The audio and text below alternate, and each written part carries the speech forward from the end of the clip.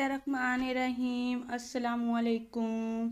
उम्मीद करनी आ सारे मेरे बहन भाई ठीक हो सो। ਅੱਜ ਮੈਂ ਆਪਣੇ ਭੈਣ ਭਾਈਆਂ ਨਾਲ ਆਲੂ ਪਕੌੜਿਆਂ ਦੀ ਰੈਸਪੀ ਸ਼ੇਅਰ ਕਰੇ ਸਾਂ। ਇਹ ਆਲੂ ਪਕੌੜਿਆਂ ਦੀ ਰੈਸਪੀ ਇਤਨੀ ਮਜ਼ੇਦਾਰ ਹੋ ਸੀ ਕਿ ਇਨਸ਼ਾਅੱਲਾ ਸਾਰੇ ਮੇਰੇ ਭੈਣ ਭਾਈ ਖਾਣਾ ਪਸੰਦ ਕਰੇ। ਹੁਣ ਮੈਂ ਪਿਆਰੇ ਜੇ ਬੋਲ ਵਿੱਚ ਆਲੂਆਂ ਨੂੰ ਸ਼ਿਫਟ ਕਰ ਲਈ ਸਾਂ। ਆਲੂਆਂ ਨੂੰ ਮੈਂ ਚੰਗੀ ਤਰ੍ਹਾਂ ਧੋ ਲਿਆ ਈ, ਵਾਸ਼ ਕਰ ਲਿਆ ਈ। 4 ਤੋਂ 5 ਮੀਡੀਅਮ ਸਾਈਜ਼ ਦੇ ਆਲੂਆਂ ਨੂੰ ਉਹਨਾਂ ਨੂੰ ਮੈਂ ਬਰੀਕ ਬਰੀਕ ਕੱਟ ਕਰ ਲਿਆ ਈ। ਨਾਲ ਦੇ ਨਾਲ ਬਰੀਕ ਕਟੇ ਹੋਏ ਪਿਆਜ਼ ਤੇ ਹਰੀ ਮਿਰਚ ਵੀ ਸ਼ਾਮਿਲ ਕਰ ਲਈ ਸਾਂ। ਹਰਾ ਧਨੀਆ, ਅੱਧਾ ਕੱਪ बेसन ਦਾ ਵੀ ਸ਼ਾਮਿਲ ਕਰ ਲਈ ਸਾਂ। बेसन ਨੂੰ ਹਮੇਸ਼ਾ ਛਾਣ ਕਰ ਇਸਤੇਮਾਲ ਕੀਤਾ ਕਰੋ।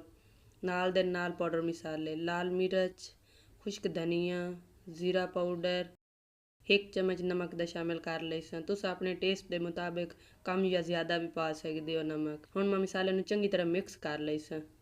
ਤੁਹਾਨੂੰ ਲੱਗਦਾ ਪਿਆ ਕਿ ਇੱਥੇ ਮਸਾਲਾ ਸਹੀ ਨਹੀਂ ਬਣਿਆ ਤਾਂ ਥੋੜਾ ਜਿਹਾ ਪਾਣੀ ਸ਼ਾਮਿਲ ਕਰ ਲਓ, ਫਿਰ ਬਿਲਕੁਲ ਜ਼ਬਰਦਸਤ ਮਸਾਲਾ ਤਿਆਰ ਹੋਵੇ ਸੀ ਪਕੌੜਿਆਂ ਵਾਲਾ। ਅਲਹਮਦੁਲਿल्लाह ਮਾਸ਼ਾਅੱਲਾ ਮਸਾਲਾ ਤਿਆਰ ਹੈ ਪਿਆ ਤੇ ਹੁਣ ਮੈਂ ਪਕੌੜੇ ਫਰਾਈ ਕਰਨਾ ਸ਼ੁਰੂ ਕਰੇ। ਘੀ ਗਰਮ ਹੋਇਆ ਖਲਾ ਤੇ ਮੈਂ ਇੱਕ ਇੱਕ ਕਰਕੇ ਕੜਾਈ ਵਿੱਚ ਪਕੌੜੇ ਸ਼ਾਮਿਲ ਕਰ ਲਈ ਸਾਂ।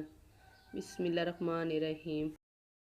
ਅੱਲਾਹ ਪਾਕ ਸਾਰੇ ਮੇਰੇ ਬਹਿਨ ਭਾਈਆਂ ਦੀ ਦਿਲੀ ਖਾਹਿਸ਼ ਪੂਰੀ ਕਰੇ। ਉਹਨਾਂ ਦੇ ਦਿਲ ਵਿੱਚ ਅਗਰ ਹੈ ਮਦੀਨੇ ਜਾਣ ਦੀ ਹਸਰਤ ਤੇ ਅੱਲਾਹ ਪਾਕ ਉਹਨਾਂ ਦੀ ਉਹ ਦਿਲ ਵਿੱਚ ਉਹਨਾਂ ਦੀ ਦਿਲ ਦੀ ਖਾਹਿਸ਼ ਪੂਰੀ ਕਰੇ। ਅੱਲਾਹ ਪਾਕ ਉਹਨਾਂ ਨੂੰ ਹਜ਼ੂਰ ਸੱਲੱਲਾਹੁ ਅਲੈहि ਵਸੱਲਮ ਦਾ ਘਰ ਵਿਖਾਵੇ, ਅੱਲਾਹ ਪਾਕ ਦਾ ਘਰ ਵਿਖਾਵੇ ਤੇ ਅੱਲਾਹ ਪਾਕ ਉਹਨਾਂ ਦੀ ਦਿਲ ਦੀ ਮੁਰਾਦ ਪੂਰੀ ਕਰੇ।